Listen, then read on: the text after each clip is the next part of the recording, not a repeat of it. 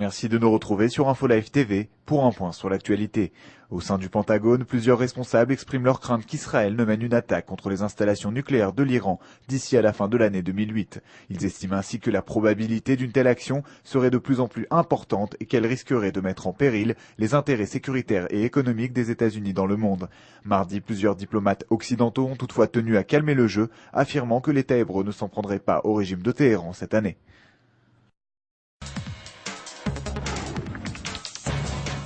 Journée historique à Athènes, pour la première fois depuis la fin de l'ère Saddam Hussein, Israël et l'Irak renouent leurs contacts diplomatiques. Ce mardi, le ministre de la Défense, Ehud Barak, a ainsi rencontré le président irakien Jalal Talabani à l'occasion du congrès de l'Internationale socialiste. En présence du président de l'autorité palestinienne Mahmoud Abbas et sous l'œil attentif des caméras, Ehud Barak a serré la main du chef de l'État irakien Talabani. Les deux hommes ont également pu s'entretenir quelques instants.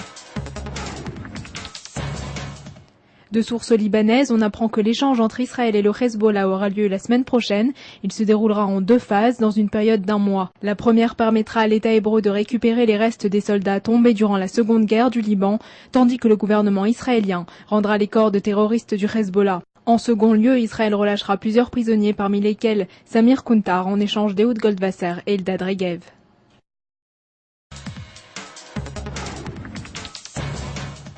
Ban Ki-moon, le secrétaire général des Nations Unies, devait soumettre ce mardi un rapport trimestriel concernant la résolution 1701, entrée en vigueur à la fin de la seconde guerre du Liban. Or, selon certaines sources, le document n'accuse pas le Hezbollah de violer les accords de cessez-le-feu, malgré l'accusation d'Israël concernant la milice chiite sur la reprise de ses positions au sud du Liban et la mise en place d'une infrastructure militaire.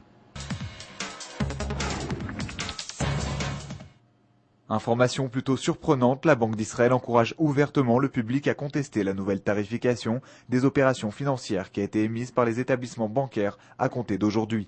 De la Poalim à la Leumi, l'ensemble des banques du pays s'apprêtent en effet à accroître nettement le coût des demandes des clients, y compris les plus simples, comme l'ouverture d'un compte ou le transfert de fonds.